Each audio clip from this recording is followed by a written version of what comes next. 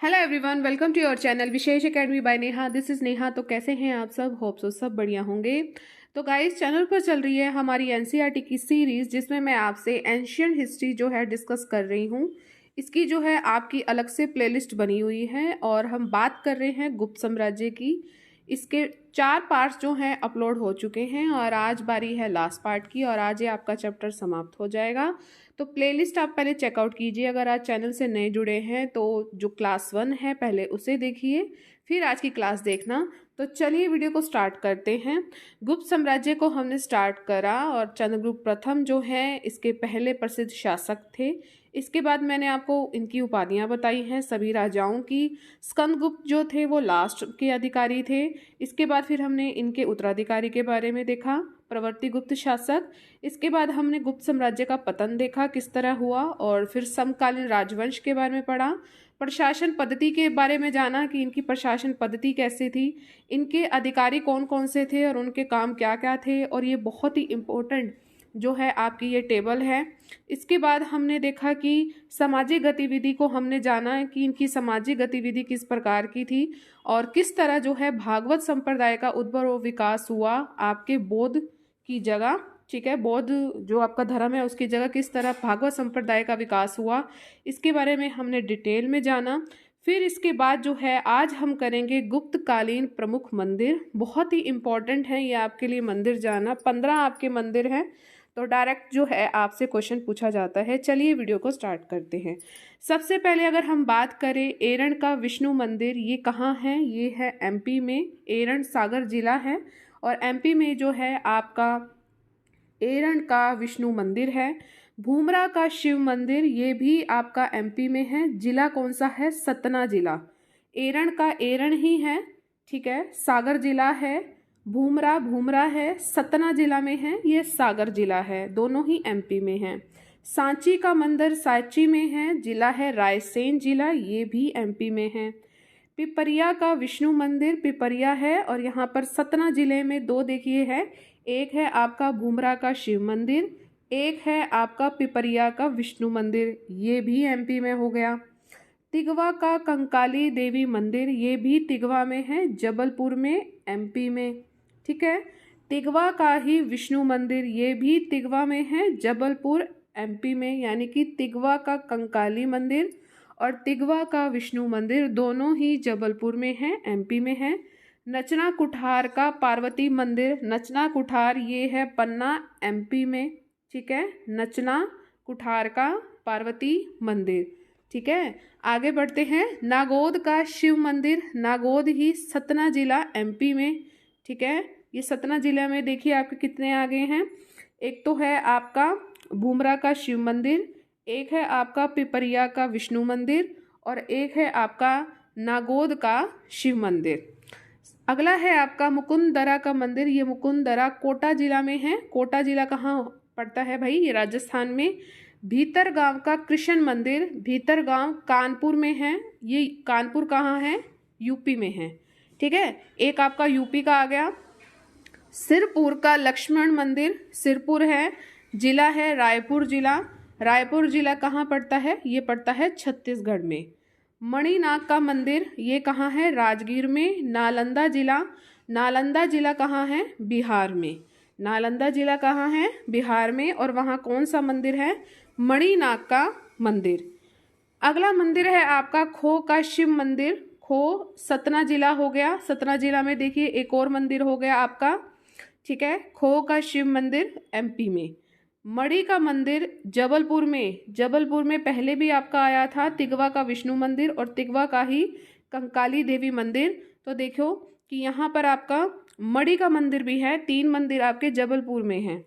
ठीक है, लेकिन जो आपका जबलपुर जिला एमपी में। देवगढ़ का ये वाला जो आपका मंदिर है ये बहुत ही इम्पोर्टेंट मंदिर है। देवगढ़ का दशावतार मंदिर, देवगढ़ ललितपुर जिला यूपी में है। ये आपका बहुत ही इम्पोर्टेंट मंदिर है यूपी का। ठीक है, देवगढ़ का दशावतार मंदिर, देवगढ़ ललितपुर जिला उत्तर प्रदेश। ये जो मंदिर हैं आपके बहुत ही इम्पोर्टेंट हैं, इनका आप स्क्रीनशॉट ले लीजिए। आगे बढ़ते हैं। गुप्त काल का स्वर्ण युग, क्यों कहते हैं इसको स्वर्ण युग? देखते हैं इसमें ऐसा खास क्या क्या है। सबसे पहले अगर हम बात करें साहित्य की, तो कालिदास नाम आपने ज़रूर सुना होगा, तो जिन्हें आप भारत का शेक्सपियर भी कहते हैं। इन्हीं के द्वारा जो है अभिज्ञान शाकुंतलम में दुष्यंत और शकुंतला की प्रेम कहानी वर्णित है।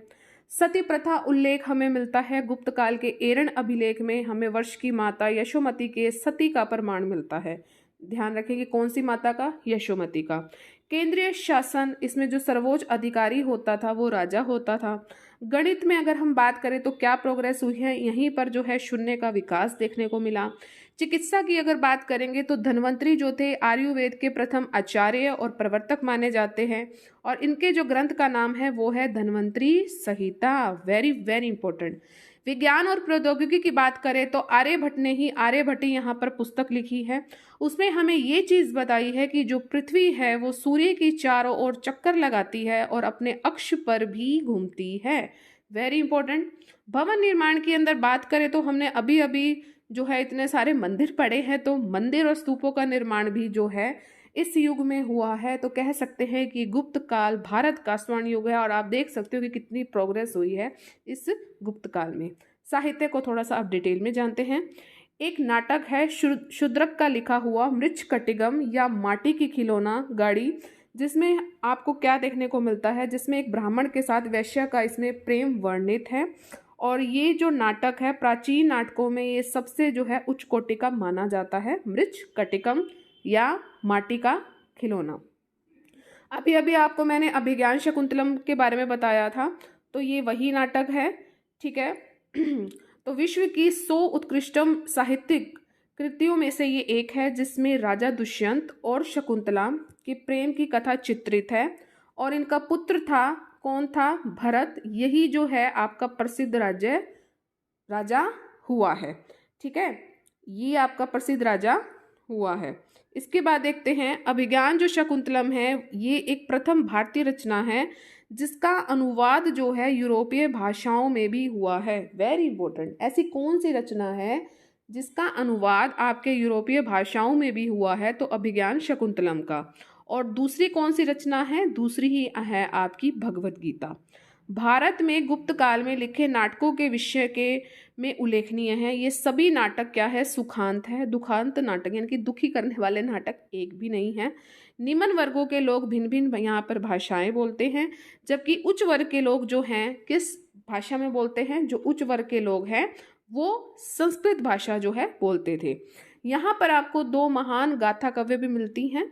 एक है आपकी रामायण, एक है आपकी महाभारत। ईसा की 4वीं सदी तक ये पूर्ण हो चुके थे। अब जो ये आपका टेबल है इसको एक बार देख लेते हैं। गुप्तकालीन नाटक और नाटककार। देखिए, अभिज्ञान शकुंतलम की अगर बात करें तो कालिदास हैं। दुष्यंत और शकुंतला की प्रेम कथा पर ही आधारित है आपका अभिज्ञान शकुंतलम। नेक्स्ट है आपका मालविका अग्निमित्र, ये भी कालिदास द्वारा रचित है। इसमें आपको क्या मिलता है? अग्निमित्र और मालविका की प्रेम कथा पर आधारित है ये। नेक्स्ट है आपका विक्रमो वर्षियम, ये भी आपका कालिदास द्वारा रचित है। सम्राट पुरुरुवा और उर्वशी जो अप्सरा थी, इसकी प्रेम कथा पर आधारित है। देखो ये सभी आपकी प्रेम कथा पर ही आधारित हैं। एक बार फिर से देख लेते हैं कालिदास की अभिज्ञान शकुंतलम, मालविका अग्निमित्र, विक्रमो वर्षियम। नेक्स्ट है आपका मुद्रा राक्षस, ये लिखा था आपका विशाखा दत्त ने। इस ऐतिहासिक नाटक में हमें चंद्रगुप्त मौर्य के मगध के सिंहासन पर बैठने की कथा का वर्णन किया गया है। क्वेश्चन अगर आपसे पूछा जाए कि चंद्रगुप्त मौर्य के सिंहासन पर बैठने की कथा का वर्णन किसमें किया गया है, तो वो मुद्रा राक्षस में किया गया है। नेक्स्ट है आपका मृच्छकटिकम, ये किसने लिखा है? शूद्रक ने। इस नाटक में आपको जो नायक है वो चारुदत्त है। नायिका जो वसंत सेना के अतिरिक्त राजा, ब्राह्मण, जुआरी, व्यापारी, वैश्या, चोर, धूर्तदास, इन सभी का वर्णन आपको इस मृच्छकटिकम में मिलता है जो शूद्रक ने लिखा है। नेक्स्ट है आपका देवी चंद्रगुप्तम, इसके जो रचयिता है वो है आपके विशाखा दत्त। इस ऐतिहासिक नाटक में हमें चंद्रगुप्त द्वारा शकराज का वध कर ध्रुव स्वामिनी से विवाह का वर्णन है। ठीक है, चंद्रगुप्त द्वारा शकराज का इसने वध कर दिया था और ध्रुव स्वामिनी से इसने विवाह किया था। तो देखो ना, तो ये देवी हो गई ना, तो देवी चंद्रगुप्तम ये किसने लिखी है? विशाखा दत्त ने। अब बात करते हैं चारुदत्तम की, ये किसने लिखा है? भास ने। इस नाटक का जो नायक है वो है चारुदत्त। मूलतः भास की ये जो क्या है, कल्पना है। नेक्स्ट है आपका प्रतिज्ञा योग धरायणम। ये किसने लिखी है? ये लिखी है भास ने। और इसमें महाराज उदयन किस तरह जो है योगन धारायण की सहायता से वासवदता को उज्जैनी से लेकर भगाने का यहाँ पर वर्णन है। तो ये इसमें आप देख सकते हैं। नेक्स्ट है आपका स्वपन वासवदतम। ये भी भास द्वारा रचित है। इसमें महाराज उदयन और वासवदतों की प्रेम कथा का यहाँ पर हमें वर्णन मिलता है। क्या मिलता है? महाराज उदयन और वासवदतों की प्रेम कथा का वर्णन हमें स्वपन वासवदतम में मिलता है। ठीक है, तो इतना आपको जो है पता होना चाहिए गुप्त काल नाटक कौन से थे और उनके नाटककार कौन से थे। अब देखते हैं गुप्त काल के टाइम में कौन कौन सी महत्वपूर्ण रचनाएं आई थी, उनके रचनाकार आपको याद होने चाहिए। जैसे कि अगर हम बात करें मालविका अग्निमित्र की, इनके हैं कालिदास। अभिज्ञान शकुंतलम के हैं कालिदास। मेघदूतम के हैं कौन हैं? कालिदास। ऋतु संहारम के हैं कालिदास। कुमार संभवम कालिदास। रघुवंशम कालिदास। विक्रमोर्वश्यम कालिदास। देवी चंद्रगुप्तम हमने अभी अभी पढ़ा है, विशाखादत्त। मुद्रा राक्षस विशाखादत्त। दश कुमार चरित्र दंडिन ने लिखा है। काव्य दर्शन दंडिन ने। न्यायावतार सिद्धसेन ने लिखा है। ठीक है, स्वपन वासवदता भास ने। चारुदत्ता भास ने। पंचतंत्र विष्णु शर्मा, ये जरूर सुना होगा आपने। चरक संहिता ये भी जरूर सुना होगा, चरक ने। ब्रह्म सिद्धांत दिया था आर्यभट्ट ने। विशुद्धिगम मग ये किसने दिया था? ये दिया था बुद्धघोष ने। योगाचर असंग उरुभंग भास ने। किराता जूनियरम ये लिखा है भारवी ने। अमरकोश की अगर बात करें तो अमर सिंह ही हैं। रावण वध की बात करें तो वत्स भट्टी। चंद्र व्याकरण की अगर बात करें तो ये दिया है चंद्र गोमिन ने। वृत्त संहिता की अगर बात करें तो है वरामहीर। पंच सिद्धातिका की बात करें तो इसके भी हैं वरामहीर। आर्यम भट्टियम की बात करें तो है आर्यभट्ट। और मृच कटिकम की बात करें तो हैं शूद्रक। तो ये जो है आपके 28 जो हैं ये आपकी महत्वपूर्ण रचनाएं हैं और उनके आपके जो है मेन आपके रचनाकार हैं। ठीक है, अब थोड़ा आगे बढ़ते हैं। भगवत गीता जो थी वो महाभारत का एक महत्वपूर्ण अंश है। इसमें जो शिक्षाएं दी गई हैं वो वर्ण और जाति के अनुसार जिसका जो कर्तव्य निर्धारित है उसे उसका पालन किसी भी स्थिति में व किसी प्रतिफल की कामना किए बिना करना चाहिए। अंतिम संकलन का जो संपादन हुआ था वो कब हुआ था? ये हुआ था आपके गुप्त काल में। इस काल में आपको बहुत सारी स्मृतियां भी मिली हैं जिसमें आपको क्या चीज़ मिलती है? सामाजिक और धार्मिक नियम कानून पद में जो है बांधकर संकलित किए गए हैं। ऐसी कुछ पद्धतियां, ऐसी कुछ स्मृतियां हमें गुप्त काल में मिली हैं। गुप्त काल में हमें पाणिनि और पतंजलि के ग्रंथों के आधार पर संस्कृत व्याकरण का भी हमने इसमें विकास देखा है। Very important. अमरकोश का जो संकलन है चंद्रगुप्त द्वितीय की सभा के एक नवरत्न अमर सिंह ने किया था। यानी कि अभी अभी हमने पढ़ा था ना अमरकोश के रचनाकार कौन है? अमर सिंह हैं। तो ये किसकी सभा में थे? ये चंद्रगुप्त द्वितीय की सभा में जो नवरत्न है उसमें से एक थे। प्राचीन रीति से संस्कृत पढ़ने वाले छात्रों को इस शब्दकोश का ज्ञान आवश्यक था। इस काल में आपको जो है जटिल, बहुत ही मुश्किल अलंकारिक शैली का यहाँ पर विकास हुआ है जो पुरानी सरल संस्कृत साहित्य की शैली से बिल्कुल ही भिन्न थी। ऑब्वियस सी बात है, अगर जटिल शब्द आ गया है तो वो पहले से मुश्किल ही होगी। कुछ हमें टीका ग्रंथ भी मिलते हैं। आपको गुप्त जो है साम्राज्य में कुछ टीका ग्रंथ भी मिलते हैं। संस्कृत निस्संदेह गुप्त शासकों की शासकीय भाषा थी। धर्मनिरपेक्ष साहित्य की बहुत सी रचनाएं हमें इसमें मिलती हैं। गुप्त युग में हमें बौद्ध दर्शन पर भी अनेक ग्रंथों की रचना हुई है। गुप्त युग में असंग हो गया महायान धर्म का ये प्रकांड जो है विद्वान था असंग। असंग ने ही योगाचार भूमि शास्त्र, प्रकरण आर्यवार्चा, महायान सूत्रालंकार, वज्रशेति का टीका, महायान संपरिग्रह और महायान भी धर्म संगीत शास्त्र इसने जो है असंग ने ग्रंथ लिखे हैं। बसुबंधु ने क्या लिखा है? अभिधर्म कोश लिखा है और इसमें बौद्ध धर्म के मौलिक सिद्धांतों के क्या किया है? इसने प्रतिपादन किया है। बुद्धघोष ने हीनयान धर्म पर जो है प्रसिद्ध ग्रंथ लिखा है। विशुद्धि मग लिखा है इसने। बुद्धघोष ने हीनयान धर्म पर। और जैन ग्रंथों में आचार्य जो सिद्धसेन का न्याय अवतार है ये सबसे ज़्यादा प्रसिद्ध है। Very very important. अगर हरिशेन की बात करें तो हरिशेन द्वारा समुद्रगुप्त जो था उसके सम्मान में इसने प्रयाग प्रशस्ति लिखी है। वासुल की अगर बात करें तो मंदसौर का जो शासक था यशोवर्मन, उसके सम्मान में इसने मंदसौर प्रशस्ति लिखी है। वेरी वेरी इंपॉर्टेंट, क्योंकि जो है ना हमें हरिशेन की तो याद रहती है, हमें वासुल की याद नहीं रहती। तो इसने मंदसौर के शासक यशोवर्मन के सम्मान में मंदसौर प्रशस्ति इसने लिखी है। इस काल में आपको जो है अनेक स्मृतियां मिलती हैं, सूत्रों पर भाष्य लिखे गए अनेक पुराण, रामायण और महाभारत को अंतिम रूप जो इसी में दिया गया है आपके गुप्त काल में। नारद हो गए, कात्यायन हो गए, पराशर हो गए, बृहस्पति हो गए, इन स्मृतियों की इस काल में रचना हुई है, जो कि आपके लिए बहुत ज़्यादा इम्पोर्टेंट है। आगे बढ़ते हैं। विज्ञान और प्रौद्योगिकी की बात करें तो गणित के क्षेत्र में इस काल का महत्वपूर्ण जो ग्रंथ है वो है आपका आर्यभट्टीय। क्या है? आर्यभट्टीय। और इसके जो रचयिता थे वो थे आर्यभट्ट। ये आर्यभट्ट कहाँ के थे? पाटलिपुत्र के रहने वाले थे।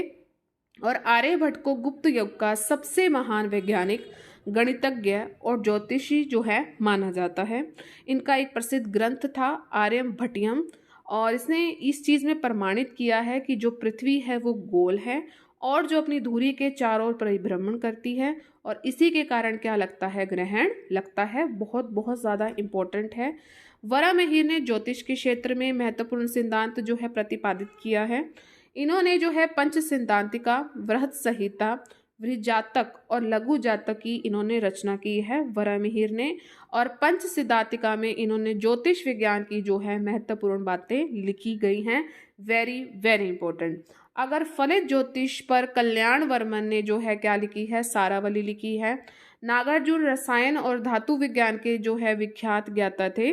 कौन थे? नागार्जुन। और इन्होंने रस चिकित्सा का आविष्कार किया था। बताया था कि जो सोना है, चांदी है, खनिज है, इनके पदार्थों के रासायनिक प्रयोग से हमें रोगों की चिकित्सा हो सकती है। किसने बताया था ये? हमें सबने नागार्जुन ने बताया था। Very very important. अगर हम पारे के जो आविष्कार की बात करें तो ये इसी समय हुआ है, पारा। और आयुर्वेद के सबसे प्रसिद्ध जो विद्वान रहे हैं वो रहे हैं धन्वंतरी जी। ये किसके दरबार में थे? चंद्रगुप्त द्वितीय विक्रमादित्य के दरबार में ये थे धन्वंतरी। और मैंने अभी आपको बताया था अमर सिंह भी थे ना चंद्रगुप्त द्वितीय के दरबार में, तो ये भी थे। शल्य चिकित्सा शास्त्र के जो आदि प्रवर्तक थे सुश्रुत और नागार्जुन जो थे, इन्हीं की परंपरा के विद्वान हुए हैं। अगर हम इलाहाबाद जिले में मिले 448 ईस्वी के एक गुप्त अभिलेख से हमें एक चीज़ पता लगती है कि ईसा की जो 5वीं सदी के आरंभ में भारत में दार्शनिक पद्धति, वेरी इंपॉर्टेंट, दार्शनिक पद्धति का ज्ञान था। और इसी समय आपके खगोल शास्त्र में आपके रोमक सिद्धांत नामक पुस्तक की रचना हुई है। किस पुस्तक की रचना हुई है? रोमक सिद्धांत। बोलिए साथ में, रोमक सिद्धांत नामक पुस्तक की रचना हुई है। विज्ञान के अगर क्षेत्र की बात करें तो गुप्त काल को आप शून्य के सिद्धांत और दशमलव प्रणाली के विकास का श्रेय प्राप्त है। गुप्त काल को शून्य के सिद्धांत के बारे में पता है और दशमलव प्रणाली के विकास का श्रेय इनको दिया जाता है। गुप्तकालीन शिल्पकारों ने अपना कौशल लोहों और कांस्य कृतियों में दिखाया है। ठीक है। और धातु के विषय में तकनीकी अगर जानकारी उन्नत अवस्था में पहुंच गई तो लोहे की वस्तुओं में सबसे अच्छा जो उदाहरण है वो है लोह स्तंभ है। ठीक है। जो ये कहाँ मिलता है लोह स्तंभ? ये मिलता है दिल्ली के मेहरौली में, ये हमें मिलता है।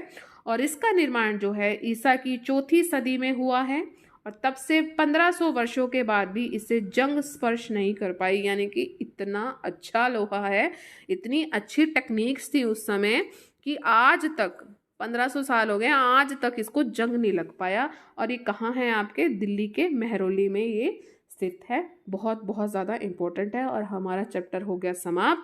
अब हम अगला चैप्टर करेंगे। तो कैसा लगा ये सेशन? उम्मीद है अच्छा ही लगा होगा। और फाइनली हमारा ये चैप्टर भी समाप्त हो गया है। अगर आपको ये सेशन अच्छा लगा है, अगर आपको क्लास अच्छी लगी है तो लाइक ज़रूर कर दें और सब्सक्राइब आप ज़रूर कीजिए। ठीक है। रेड बटन ज़रूर प्रेस कीजिए, ऑल पर ज़रूर क्लिक करें, शेयर आप मैक्सिमम करें, आपके जितने भी एजुकेशनल ग्रुप हैं, और मेरे चैनल को प्लीज़ सपोर्ट कीजिए, ठीक है। आपको जल्द ही पॉलिटी भी देखने को मिलेगी, और पॉलिटी में आपको ल्यूसेंट की करवाऊंगी। और अब मैं स्टार्ट कर रही हूँ हरियाणा जीके की सीरीज़। आपको जो है डेली रात को जो है हरियाणा जीके की सीरीज़ मिलेगी। पॉलिटी का भी जो है हम देख लेंगे कि हम बीच में एक टाइम डिसाइड करते हैं, तो उसके लिए भी मैं प्रिपरेशन कर रही हूँ कि हाँ मुझे ये वीडियोज़ डालनी है आप सबके लिए। तो सबकी अलग से प्लेलिस्ट बनी हुई है। हरियाणा जी की तो मैंने आपको पहले भी करवाई हुई है, क्योंकि अब हरियाणा जी के जो है फिर से जो है आपके एस्टेट के लिए, सीईटी के लिए, ठीक है, तो बहुत ज़्यादा इंपॉर्टेंट है। और हरियाणा जी के तो बेस है, हमें आनी ही चाहिए हरियाणा वासियों को, तो ठीक है। तो इसकी भी अलग से प्लेलिस्ट बनी हुई है। तो आप प्लीज़ चैनल को लाइक ज़रूर करके जाइए। आप जो वीडियो देखते हैं लाइक ज़रूर करें, शेयर आप मैक्सिमम करो। मैं पूरी वीडियो में नहीं बोलती हूँ, लास्ट में ज़रूर बोलती हूँ, क्योंकि आपके सपोर्ट के बिना कुछ भी पॉसिबल नहीं है। तो चलिए मिलते हैं अपने नेक्स्ट सेशन में। Till then thank you so much for watching. Bye bye guys and take care.